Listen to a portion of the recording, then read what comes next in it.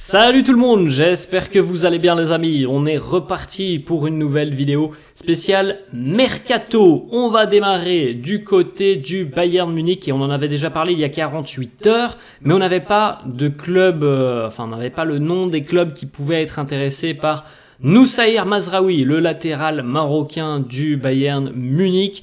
On sait maintenant que West Ham est intéressé en Première Ligue et il semblerait aussi que Manchester United garde un œil très attentif sur sa situation. Mazraoui connaît d'ailleurs assez bien Erik ten Hag, l'entraîneur de Manchester United. Donc West Ham en tout cas serait l'équipe qui à l'heure actuelle serait la plus intéressés parce que les Hammers vont vraisemblablement transmettre une offre au Bayern Munich, une offre de prêt pour le moment avec une option d'achat qui pourrait être incluse aux alentours de 20-25 millions d'euros. Bon, on ne connaît pas la position du Bayern à l'heure actuelle sur le joueur.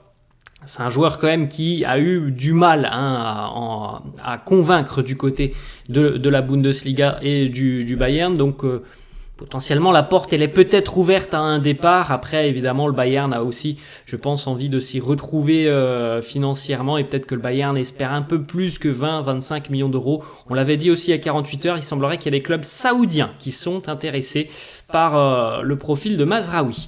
On va poursuivre les amis, on est toujours du côté de l'Allemagne, on va au Borussia Dortmund où le BVB a initié des premiers contacts avec Manchester City pour discuter là aussi du défenseur latéral Yan Couto. Yan Couto qui n'a absolument jamais joué avec Manchester City. L'année dernière, il était dans l'un des clubs satellites de City, à savoir Gérone en Espagne, où il s'est révélé au grand public, où d'ailleurs il l'a affirmé à plusieurs reprises, il rêve de jouer pour le Real. Bon, il était passé complètement à côté de son match au Bernabeu. Yan Couto, bref, ça reste un bon joueur. Yan Couto, c'est quelqu'un qui est extrêmement dynamique, qui a beaucoup de qualités techniques, qui va beaucoup de l'avant, mais la clause libératoire c'est 40 millions d'euros et à l'heure actuelle Dortmund ne veut pas payer cette clause de 40 millions d'euros, donc le BVB aimerait que le prix soit revu un petit peu à la baisse. Dortmund pourrait offrir entre 20 et 25 millions d'euros. Bon, c'est quand même assez loin de la clause, donc pas sûr que du côté de City, on soit OK à l'idée de se séparer de Yan Couto pour un montant jugé peut-être faible par les dirigeants de City. On poursuit, on va du côté de l'AS Monaco. Alors ça, c'est un dossier qui traîne un petit peu, déjà depuis 3 bonnes semaines maintenant, 3 semaines, 1 mois. Le dossier Youssouf Fofana, qui est d'accord avec l'AC Milan, on est d'accord sur les termes du contrat déjà depuis à peu près 3 semaines, 1 mois, mais ça n'avance pas. Le dossier et la finalisation du dossier donc entre l'AS Monaco et l'AC Milan est très loin de se terminer pour le moment, et c'est pour ça qu'à l'heure actuelle, on a d'autres clubs qui arrivent et qui se disent c'est pas officiel, on a peut-être une carte à jouer. Manchester United et l'Atlético Madrid se positionnent maintenant pour la signature de Youssouf Fofana. Monaco demande 35 millions d'euros et c'est peut-être là que le bas blesse, c'est que du côté de l'AC Milan, visiblement, les 35 millions d'euros, c'est ça qui pose un petit peu problème à l'heure actuelle. Donc, vous savez, tant que rien n'est signé, on peut pas dire que Youssouf Fofana ira du côté de Monaco, de Milan, même si à l'heure actuelle il y a 99% de chances qu'il aille du côté de Milan. Eh bien, c'est pas encore signé. Et voilà, on a 2 clubs qui se montrent intéressés. Manchester United avec son projet assez séduisant depuis l'arrivée du groupe Ineos et l'Atlético Madrid. On enchaîne avec une information du côté de l'Angleterre à Tottenham. Les Spurs de Tottenham ont fixé le prix de l'attaquant brésilien Richarlison, 60 millions de livres, donc ça fait peut-être, je pense, à peu près 65 millions d'euros. Le prix il a été fixé surtout parce qu'il y a un club saoudien qui est très intéressé, le club de Al Ahly, qui a indiqué vouloir signer l'attaquant brésilien sous contrat avec les Spurs, qui a fait une belle saison d'ailleurs avec Tottenham, même si sur la fin de saison, c'était un peu plus compliqué, il y a eu des pépins physiques, mais ça reste une belle saison, 11 buts pour Richarlison, avec quelques passes décisives en plus de ça, toujours international brésilien Richarlison. Peut-être un départ du côté de l'Arabie Saoudite. En tout cas, lui, pour le moment, n'a absolument pas évoqué le souhait de quitter Tottenham. On enchaîne et on reste en Première Ligue du côté de West Ham et d'Aston Villa. West Ham espère tomber d'accord avec les Villains pour l'attaquant John Duran, attaquant d'Aston Villa. Le joueur est OK à l'idée de quitter Aston Villa, où il a fait une saison qui n'a rien d'exceptionnel selon moi. John Duran, c'est un joueur qui est très jeune, qui je pense a encore vraiment besoin d'acquérir de l'expérience, de se montrer au plus haut niveau. Il me semble que c'est plus simple de le faire à West Ham que de le faire du côté d'Aston Villa. Villa, depuis l'arrivée d'Emery, a quand même une très très belle équipe. C'est plus dur pour lui, je pense, de trouver de la stabilité du côté de Villa. À West Ham, un club un petit peu plus dans l'ombre, on va dire ça comme ça, même si c'est un bon club de Première Ligue, West Ham. Je pense que c'est plus simple pour lui, parce que il est arrivé en provenance d'Amérique du Sud comme étant un grand espoir. On attend maintenant cette confirmation en Première Ligue. On enchaîne et on continue avec une autre information d'un joueur sud-américain, le Colombien James Rodriguez, qui vient de nous sortir une Copa América démentielle. Il a été incroyable tout au long de la compétition. Il vient de résilier son contrat avec le club brésilien de Sao Paulo. Il espère un retour en Europe, James Rodriguez. Nous avons notamment 4 clubs de Liga qui sont intéressés, qui ont déjà matérialisé leur intérêt en entamant des discussions avec James et ses représentants. On retrouve l'Atlético Madrid, le Betis, Villarreal et le Celta Vigo. Affaire à suivre donc sur les prochains jours. On va du côté de Marseille cette fois-ci, l'OM qui pourrait perdre son attaquant Ismaïla Sarr, qui est arrivé, on le rappelle, l'année dernière en provenance de Watford. Ismaïla Sarr devrait retourner en Angleterre du côté de la Première Ligue, c'est ce qui est positif pour lui, parce que Watford est en Championship. Lui pourrait rebondir en Première Ligue du côté de Crystal Palace. On a vu les pertes offensives du côté de Palace. C'est peut-être pas terminé en plus. Il pourrait y avoir encore quelques départs dans le secteur offensif. Donc il y a évidemment une opportunité à jouer pour Ismaïla Sarr. Une place à aller chercher du côté de Palace. Palace offre 14 millions plus 1 million de bonus pour Ismaïla Sarr et pour l'OM.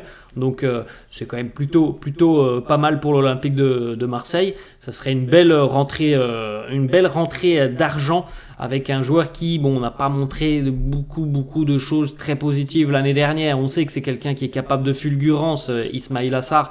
Maintenant la régularité l'année dernière, il ne l'a pas eu. Alors on peut toujours se poser la question, est-ce que ça aurait été mieux avec Roberto De Zerbi ? Certainement, parce qu'il faut pas se mentir non plus. L'année dernière, c'est quand même très compliqué d'avoir de la stabilité du côté de Marseille avec tous les problèmes que l'on a eu, les changements d'entraîneur. C'était quand même pas très simple d'être régulier dans ses performances et surtout de s'adapter à des schémas qui étaient changeants avec les différents entraîneurs qui sont passés. Donc voilà, peut-être que ça aurait été mieux avec De Zerbi, mais normalement il ne continuera pas avec l'OM. On poursuit et on retourne en Angleterre du côté d'Aston Villa, les Villains et notamment leur entraîneur Unai Emery qui ont ciblé Joao Félix. Joao Félix est valorisé à peu près 60 millions d'euros par l'Atlético Madrid. Moussa Diaby vient de quitter Villa pour Al Ittihad. Donc évidemment du côté de Villa on a aussi les moyens de pouvoir réinvestir. Et qui de mieux que Joao Félix, c'est quand même un joueur, lorsqu'il est mis dans de bonnes conditions, ce qui était plutôt le cas du côté du Barça, pardon. Lorsqu'il est mis dans de bonnes conditions, Joao Félix, c'est quand même un joueur qui est capable de merveille, qui est capable de changer le cours d'une rencontre. Dans une équipe ambitieuse comme celle d'Aston Villa, je pense que moi ça peut être un joli coup pour les Villains. On sait très bien que du côté de l'Atlético, il y a quand même peu de chances de le revoir porter les couleurs de l'Atlético, Joao Félix, donc il va falloir trouver un point de chute. Il ne vaut plus les 120 millions, je crois, qui avaient été investis par l'Atlético il y a quelques années en arrière. Je pense que les Colchoneros en sont conscients. Donc peut-être que une offre de 60, 65, peut-être 70 millions d'euros d'un club anglais, c'est un moindre mal pour l'Atlético et ça peut être vraiment, je pense, un bon matching entre Joao Félix et Villa. On continue, les amis, avec une information du quotidien italien, la Gazzetta, qui nous annonce qu'Alexis Sanchez est très très excité à l'idée de rejoindre à nouveau l'Olympique de Marseille. Alors, écoutez bien quand même, il demande un salaire de 3,5 millions d'euros annuels. C'est la moitié de ce qu'il demandait il y a un an pour prolonger avec l'Olympique de Marseille. C'est quand même un salaire conséquent pour l'OM. Alors même si on voit Marseille aller chercher des joueurs sur ce mercato avec de grosses indemnités de transfert. Salaire de 3,5 millions quand même, hein, c'est assez important pour l'OM. Donc à l'heure actuelle, c'est pas la priorité de Marseille. Marseille reste toujours en contact avancé avec Arsenal pour Eddy Nketiah, même si bon, Alexis Sanchez, lui, il aurait très envie de revenir. Il est prêt à faire des efforts financiers parce que l'année dernière, il demandait 7 millions et là, il en demande plus que, entre guillemets, 3,5 millions, mais c'est quand même un salaire énorme hein, pour l'OM, un salaire de 3,5 millions à assumer, c'est quand même assez important. Donc pour le moment, c'est pas la priorité. Peut-être que les choses bougeront dans quelques jours. On enchaîne, on va du côté du Paris Saint-Germain. Il y a une guerre entre le PSG et le Bayern Munich pour Désiré Doué. Nasser Al-Khelaifi du côté du PSG a pris les choses en main. Le PSG devrait transmettre une nouvelle offre au Stade Rennais, d'ici à quelques jours ou quelques heures. Le Bayern a transmis une offre hier. Pour le moment, le Stade Rennais n'a pas répondu et ce qui est quand même aussi assez important, comme par exemple dans le dossier Lenny Yoro, on savait au début, on a été surpris par la suite, mais on savait au début que Lenny Yoro voulait jouer pour le Real. Bon, au final, il s'avère qu'il joue pour Manchester United. Mais en tout cas, pour le moment, Désiré Doué n'a pas communiqué sa décision. Il n'a pas dit « j'ai une préférence pour le PSG, j'ai une préférence pour le Bayern ». Ça, on n'a pas d'informations là-dessus et c'est quand même une information importante du dossier. C'est bien d'avoir des clubs qui souhaitent acquérir le joueur, mais c'est aussi très important quand même de savoir où le joueur veut jouer, quelle est sa préférence. Et pour le moment, on n'a pas de réponse. En tout cas, voilà, il y a une bataille entre le PSG et le Bayern. Et le PSG, il semblerait que le PSG ne souhaite pas monter au-dessus de 60 millions d'euros pour le jeune prodige rennais.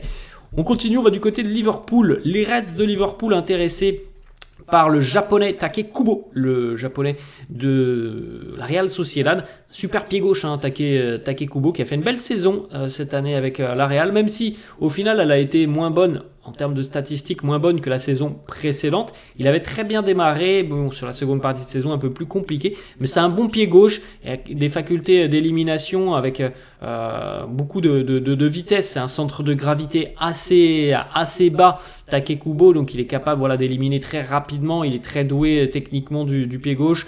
Il est capable de marquer, de délivrer des passes décisives. Voilà, chez une équipe comme les Reds de Liverpool, je pense que ça pourrait être vraiment une belle recrue, une belle plus-value.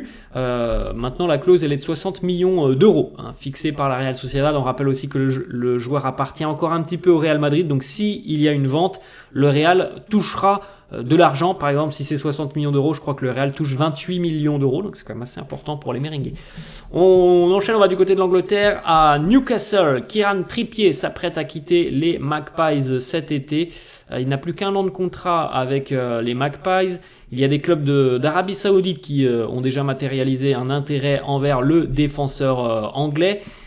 Pour le moment, il n'y a pas d'ambition de prolongation de contrat avec les Magpies. Kieran Trippier qui est quand même arrivé à Newcastle depuis à peu près 2 ans, je crois maintenant, en provenance de l'Atlético, et qui était arrivé comme l'un des gros visages du nouveau Newcastle, qui était devenu à l'époque le club le plus riche au monde. Voilà, maintenant l'aventure est peut-être terminée pour Kieran Trippier du côté des Magpies. On va, les amis, cette fois-ci du côté de l'Allemagne. Mats Hummels, le défenseur, l'ex-défenseur international allemand, puisqu'il il n'est plus en sélection, hein, Mats Hummels. Le Real Madrid considère sérieusement la faisabilité d'une arrivée libre de Mats Hummels. Il y a un intérêt avec le Real parce que le Real a notamment des pépins physiques dans le secteur défensif. Le Real a perdu son option prioritaire, à savoir celle de Lenny Yoro. Donc c'est une opportunité de marché qui semble quand même plutôt pas mal. Il est quand même très expérimenté, Mats Hummels. Je pense qu'il peut rendre de bons et loyaux services au Real, comme à d'autres clubs. On sait aussi que du côté de l'Italie, Bologne est intéressé par Hummels. On va, les amis, du côté de Tottenham. Brian Hill, l'Espagnol, qui devrait quitter les Spurs. C'est un joueur qui a complètement disparu des radars depuis son départ d'Eibar. C'est là qu'il s'est révélé en Espagne, il y a déjà 4-5 ans maintenant, Brian Hill, qu'il était à Eibar. Un joueur assez doué techniquement, mais bon, il est passé par Tottenham, par Valence, par Séville. Il n'a jamais réussi à s'imposer, jamais réussi à trouver de la stabilité. Il y a peut-être une belle opportunité pour lui, rejoindre un club qui a fait une très très belle saison, qui est un club qui joue au ballon. C'est un joueur qui a besoin de toucher le ballon, qui a besoin de faire partie d'un club ambitieux, d'un groupe ambitieux, d'une équipe talentueuse. Gérone en Espagne. Quoi de mieux peut-être pour lui que pour se relancer qu'un club comme Gérone où il y a de la médiatisation, mais tu n'es pas non plus au centre des radars comme le Real ou le Barça ou l'Atlético. Je pense que ça peut être une très très belle opportunité pour lui de quitter Tottenham d'ailleurs où il ne jouait absolument jamais, c'est pour ça qu'il était prêté à gauche à droite, et de rejoindre de nouveau l'Espagne. On enchaîne les amis avec l'Iranien Sardar Azmoun qui devrait quitter le Bayer Leverkusen. Sardar Azmoun évoluait du côté de la Roma. C'est un joueur qui quand même depuis son arrivée en provenance de la Russie et du Zénith Saint-Pétersbourg n'a jamais réussi à matcher les exigences que certains clubs ont eues avec lui. Le football de très très haut niveau, pour le moment, on ne voit pas ce que ça peut donner avec Sardar Azmoun. Il est arrivé comme un joueur très talentueux. Il s'est jamais vraiment imposé en Europe, que ce soit à Leverkusen ou à la Roma. Il y a une opportunité pour lui du côté de Séville, il y a une équipe sévillane qui peut-être le relancer. Ça serait quand même aussi une belle petite plus-value. C'est un super joueur maintenant. Depuis son arrivée en provenance de Russie, ça a été quand même très compliqué pour lui. On poursuit les amis du côté du RB Leipzig. Leipzig est confiant à l'idée d'obtenir à nouveau un prêt pour le Parisien Xavi Simons. Il y a toujours une bataille entre le RB et le Bayern Munich, mais on pense du côté du RB que Xavi Simons va de nouveau donner sa préférence au RB pour une prolongation de ce prêt d'une saison supplémentaire, puisqu'on rappelle que le PSG n'a pas envie de vendre le joueur. Donc l'option d'un nouveau prêt est extrêmement apprécié du côté de Paris. On poursuit avec un deal qui a capoté, mais il a déjà rebondi. Martin Braithwaite qui va s'engager cette fois-ci du côté du Brésil avec le Grêmio. Alors il y a quelques jours il devait s'engager du côté de l'Olympiakos, c'était quasiment fait et au final ça a capoté dans les derniers instants. Donc il ne jouera pas en Grèce mais au Brésil. Martin Braithwaite, l'ancien joueur de Toulouse, notamment l'ancien joueur du Barça qui était à l'Espagnol Barcelone, qui a marqué beaucoup cette saison avec l'Espagnol et qui a permis à l'Espagnol de retrouver la Liga. On poursuit les amis du côté de la Turquie. Le Fener qui signe un grand attaquant, c'est une grosse plus-value pour l'équipe de José Mourinho. Youssef En-Nesyri, l'attaquant marocain du Fener qui s'engage, l'attaquant marocain de Séville qui s'engage du côté du Fener. Un beau petit mercato pour le moment. En-Nesyri, Saint-Maximin, de belles pioches pour le Fener de José Mourinho. Séville devrait recevoir à peu près 20 millions d'euros pour l'attaquant marocain. On retourne en Espagne, l'un des meilleurs buteurs de la saison écoulée en Liga, Artem Dovbyk, qui pourrait quitter Gérone. Il a réalisé une saison exceptionnelle, 24 buts, 8 passes décisives. Bref, assez impressionnant. C'est un attaquant qui pèse beaucoup dans la surface de réparation, capable de jouer dos au but. Il est très bon de la tête dans les duels et il est assez doué aussi avec ses pieds. Bref, c'est un attaquant complet. L'Atlético est très intéressé par Artem Dovbyk. La clause libératoire fixée par Gérone, elle est de 40 millions d'euros. Il faut savoir que ça fait un an qu'il est à Gérone. Avant, il évoluait en Ukraine, du côté de Dnipro, me semble-t-il, Artem Dovbyk. Donc affaire à suivre pour Dovbyk qui pourrait quitter Gérone. Et ça, évidemment, ce serait une très mauvaise nouvelle pour le club catalan, avec cette grosse saison qu'ils vont devoir affronter. Perdre un attaquant qui a été impliqué sur plus de 30 buts la saison dernière, voilà, ce sera une grosse perte pour Gérone. On va du côté de Manchester City, où City devrait laisser partir sous la forme d'un prêt Kayki qui devrait rejoindre soit les Pays-Bas et le Sparta Rotterdam, ou alors l'Ukraine et le Shakhtar Donetsk. Ces deux clubs qui sont très intéressés, mais avec des projets différents. Kayki, pour le moment, il n'a toujours pas joué avec Manchester City. C'est un joueur, un prospect pour l'avenir, et c'est pour ça qu'on lui donnerait cette opportunité d'aller acquérir un petit peu de temps de jeu et peut-être de revenir du côté de City et de s'imposer D'ici un an, on verra tout ça.